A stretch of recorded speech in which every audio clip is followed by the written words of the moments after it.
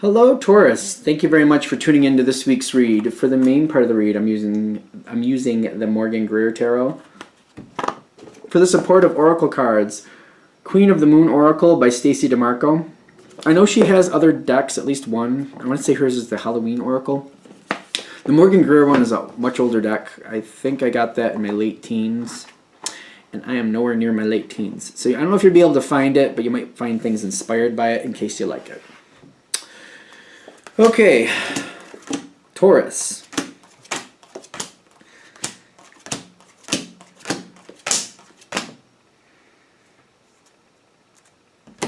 Self-love at the bottom. I'll show you that card in a minute. Oh, we're still shuffling these. I already shuffled these off camera, but I guess we're going to keep shuffling them. Okay.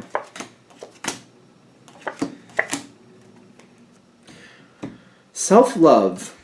Self-love, self-love. Taking care of yourself. You got discernment here, and you do have beauty. That's the last one I think we're going to need. Whatever's going on here, bringing it within yourself and just kind of reevaluating things. Whatever's going on here, you want to keep bringing it down to you. And like, how is this changing my long-term plan? How is this changing my goals? Is this really causing me problems, or is this causing me annoyances? The difference would be like problems like, oh boy, now I have to do that next month or a couple months from now, or that's going to become a problem later. Annoyances is kind of like it's annoying today, but tomorrow it doesn't matter. So keep evaluating. Is it just annoying today and it's going to go away? Or is this going to be a constant problem that's going to throw me off my goal? And I feel like there's some of you that are kind of like, well, there's constant annoyances and it's a daily thing. It's a daily thing. It's not ruining the long-term goal, but it's really making me unhappy that every day there's one of these problems. Bringing it down to ground zero is the best I can say for right now as we get deeper into that. Somebody here is very unstable.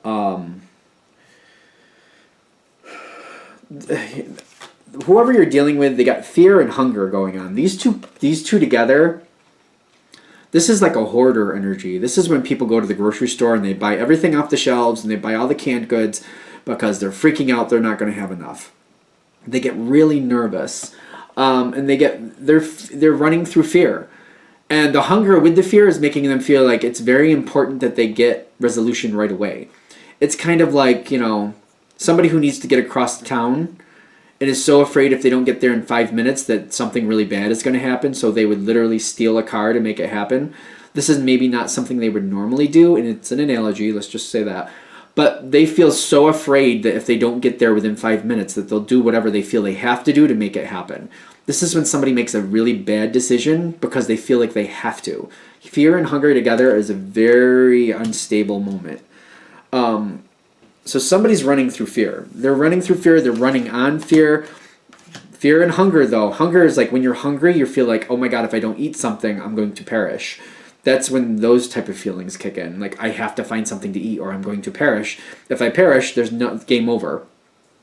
The two of those together, very, very unpleasant energy. They're also feeling like once they make...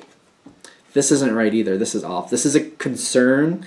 This is not right, but they feel like once they attain this goal, everything will be okay. That is also not going to happen. It's kind of like, if we're going to use the same analogy, if I steal a car, get across town in 5 minutes, everything will be okay, everything will be fine. It's like they're completely skipping over, oh, if I steal somebody's car, I probably get the police called on me, and I might have jail time for that. Like, that's not going to... No, once they get there, they're going to have other repercussions. They're not seeing it that way. They're skipping over that. Like when you run on fear, like the obvious is just not to be found. You might see it from the outside, but you're running in a real situation, like you're seeing the reality of it. They're skipping over the consequences. Be aware of that.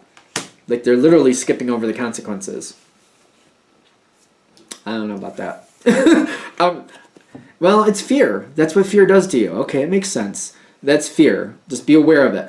And it may not be as dramatic as I'm making it with that analogy, but like keep that in mind when somebody's running ahead and just trying to make something happen. They're not considering consequences. They're not even going towards that. It's kind of like, well, I'll just get there. And once I get there, it'll work out. It'll be fine. Well, if you steal somebody's property, there's repercussions. There are repercussions. That's why I'm using that analogy. You see it. I feel like you're like, no, you run with scissors. You might get the scissors to where they need to go, but you could fall and have really nasty cut that you might need stitches or have a long-term scar that you don't want, or worse. You've got action with the three. You've got pleasure with the Three of Pentacles. Why is this coming through? No, you don't realize. Do you not realize that they're like? Don't let these people do this. This is your challenge card release. Kind of like, well, that's them. That's their problem. Let them solve their own problems. I'm gonna do what I need to do. And no, I'm getting. You need to be the voice of reason. Because you got pleasure with the Three of Pentacles. You're like, I'm just going to hold down the fort here. I'm just going to do what I need to do. This makes sense normally. Normally this makes sense, but I'm not in this situation. They're not seeing repercussions. You need to be the voice of reason. Don't release this. That's why it's your challenge card. Do not release this. Do not let them just do their willy-nilly craziness. Step in. You need to be the voice of reason. You really, really, really do. Because you got this. This is also your card. Wisdom. To you, it's going to be like, well, isn't that obvious? You steal somebody's car, you probably will go to jail. Like, you're going to get in trouble. Like, don't do it. To you, that's obvious. That's an analogy, obviously. But this is like, again, whatever the problem is, whatever they're doing, to you, it seems very obvious. You shouldn't do that. Don't do that. That's wrong. Don't steal somebody's car. No, wrong. Don't do it. To you, obvious. To them, skipping over consequences. It's an analogy. Just keep that in mind. Something that looks very obvious to you, they're skipping over consequences. You need to be involved. You need to be that voice of reason saying, hey, before you steal that car, let me just give you a ride. I'll just give you a ride. Just calm down, get in the car, I'll give you a ride. Because you could literally be that person to make it a lot more sane. Kind of like, before you do that, come here, I'll help you fix it. Before we have big problems, just come here, I'll help you fix this. Because they're running on fear. Sanity is not a part of this picture for them. Keep that in mind. Sanity is not a part of the picture. Come into this. This does... Something is wrong here. It's not going to be solved with one thing. Which is probably one of the reasons you're avoiding it. Kind of like, that's a mess. You can't just fix one piece of it and think it's going to be fine. If I get involved, then I'm going to be involved. And I feel like that might be why you're kind of like, I don't really want to be involved with that. I feel like a lot of you watching this is like, I don't want to do that. I don't want to get involved in that. It's up to you, obviously. You have the right to decide what you're going to do at readings and blah, blah, blah, blah, blah. Do what you got to do with it. Readings are for entertainment purposes and all the other good stuff. If it's hitting, though, make up your mind. That's all I'm saying, because the path is being set. If this person screws things up, for example, they steal the car, and they get the repercussions from it, you will also have it's going to cause you disruption. One way or another, it will cause you disruption. There's no way around it. It's just, for Taurus, I feel like you'd rather have a little bit more say in the type of disruption you're going to have to deal with. It's much more easy for you to deal with if you step in and you're the voice of reason and you get control that way. It's much more easy for you. You're still not going to like it, but you have more control. And you have much more say. But for example, if this person steals a car, you're not going to be the one that decides if they go to jail or not, or what happens to them, or what goes on with that, or who presses charges, or whatever. You know what I mean? You don't have that control. The path is being set. This person, something's really off. Like, they're creating, whatever they're creating, the path will be set for a while. It's going to be a long haul thing. It's not going to go away. It's kind of like if they steal something and all that, it feels like it's going to snowball. It's going to be a whole thing. Like, it's kind of like they get in trouble for that, and then they make a bunch more mistakes after it. It's just going to be one. It's like they steal the car, they get across town in 5 minutes, then they run from the police, and then it just gets worse. And then they hide out for 3 weeks, and then you got a bunch of things. It just gets worse. I'm just saying. It starts off with one little thing, and then it just gets worse and worse and worse. They're not making rational decisions. The change is coming. The change is definitely coming one way or another. You've got the darkness. Did you have the void? Maybe you don't. I thought you had the void as well. No, I don't see it. Good. We don't want the void. The void is something else. I'm not really a fan of it for this situation, so I'm glad it's not showing up. Darkness is good because if you look at the picture, this one right here, the moon is starting to show that first sliver of the new moon. And it's illuminating that tree just a little bit, and you can make out that rabbit if I move my finger, the rabbit down here. So things are, if you get involved, you're going to see what things go back. You're going to have a lot more control. Either way, you're going to see what happens next. It's just kind of like having more say over things. If you pass up this opportunity, you're just kind of subject to what happens next, because I feel like there's no way of getting out of it. It's going to affect you one way or another, even if it's by proxy. For example, if you have a sibling or a child or whatever, some connection to you in some way to where maybe it's a family connection and you're just kind of like, they live their life, that's their problem, I'm not going to live it for them. Then they go and screw things up, and you're like, well, that's on them. But then they have maybe grandkids or nieces and nephews or something to where you care about who this affects, and you're going to end up watching those kids or having to take care of them or something like that. Like, it's going to get you by proxy. That's what I'm getting. It's going to get you by proxy. I'm sorry. The thing is, they're giving you this option. These are option cards. Okay, all right. So you got these options, and for those of you who already read tarot, you already know what these two options are. One of these is going to be heartbreak, and you don't like that. And the other one's kind of like being in wonderment. Where are things going next?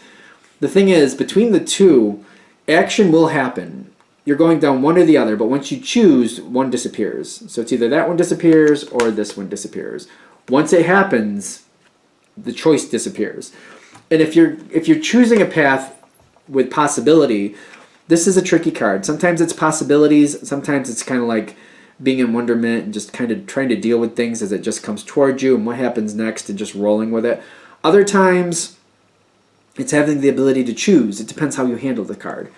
But this one, this is if you don't get involved. It's just heartbreak. It's just kind of like, now we're stuck in this situation. Now we just got to roll with it. Somebody made bad choices, and now I just got to pick up the pieces and do the best I can with it.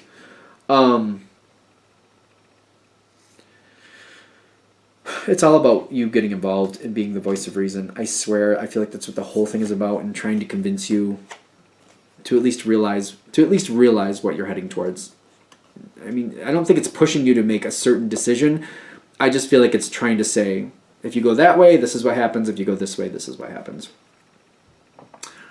The power card with the Page of Pentacles in the environment. It's like a runaway train.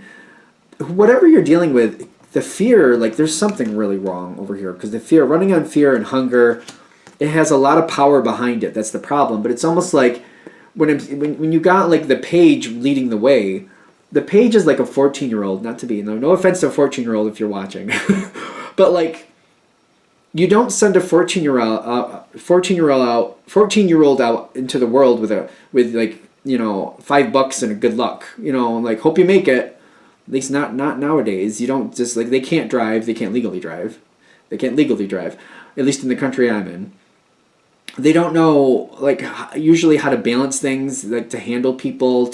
They need that guidance. They still need that guidance. And somebody, like, with that 14-year-old mentality, with, like, the power of a train behind them, like, that's not good. That's not good.